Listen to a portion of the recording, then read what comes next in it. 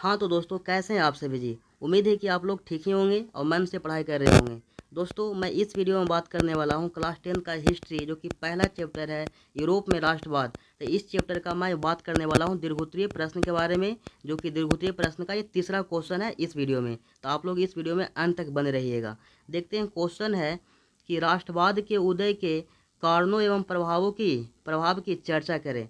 दोस्तों, जो यूरोप में राष्ट्रवाद का उदय हुआ था उसका कारण लिखना है और प्रभाव क्या पड़ा था प्रभाव लिखना है। ठीक है, तो देखिएगा यहाँ पे लिखा गया है कि यूरोप में राष्ट्रवाद के उदय के कारण, यहाँ पे 4 कारण है ना। यूरोप में राष्ट्रवाद का उदय हुआ था तो किस वजह से हुआ था वही आपको लिखना है, जो कि लिखा गया है। देखिएगा, पहला है पुनर्जागरण के फलस्वरूप उत्पन्न परिस्थितियाँ।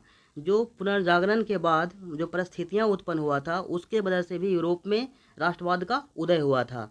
दूसरा है 1789 की फ्रांसीसी के आदर्श। दोस्तों, यहाँ पे जो 1789 में फ्रांस में क्रांति हुआ था, जिसके वजह से भी क्या हुआ था, यूरोप में राष्ट्रवाद का उदय हुआ था, है ना। देश के प्रति प्रेम जगा था।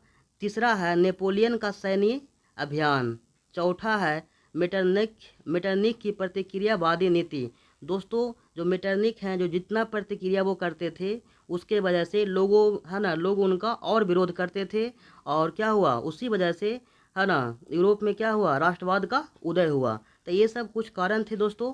अब हम लोग को देखना है इनका प्रभाव, मतलब जो यूरोप में राष्ट्रवाद का उदय हुआ तो उसके बाद, है ना, क्या प्रभाव पड़ा। तो आपको प्रभाव लिखना है। तो देखिएगा, जो कि, है ना, ये प्रभाव रह गया आपका, है ना, राष्ट्रवाद के उदय के प्रभाव। जो कि पहला है राष्ट्रीयता की भावना से प्रेरित होकर अनेक राष्ट्रों में क्रांतियाँ, आंदोलन और नए राष्ट्रों का उदय होना।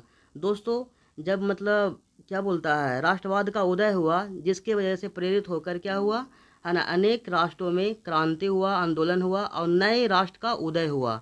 ठीक है, जो कि दूसरा है राष्ट्रवाद का प्रभाव एशिया अफ्रीका के उपनिवेशों पर भी पड़ा। जो यूरोप में राष्ट्रवाद का उदय हुआ जिसके वजह से, है ना, एशिया अफ्रीका के उपनिवेशों पर भी ये प्रभाव पड़ा था।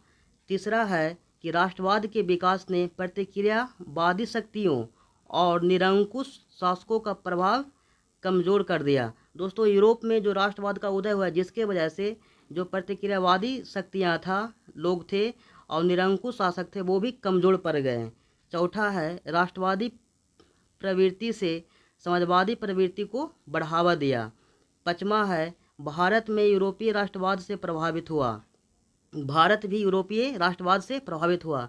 दोस्तों, है ना, यूरोप में राष्ट्रवाद का उदय होने की वजह से भारत में भी ये, इंडिया में भी ये प्रभाव पड़ा था। यहाँ भी क्या हुआ, देश के प्रति प्रेम, मतलब लगाव हुआ, है ना।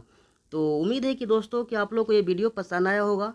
तो इस वीडियो के ऊपर एक लाइक कर दीजिएगा, अपने फ्रेंड के भी शेयर कर दीजिएगा। फिर आपसे हम बातें करते हैं अगले वीडियो में। तब तक के लिए जय हिंद।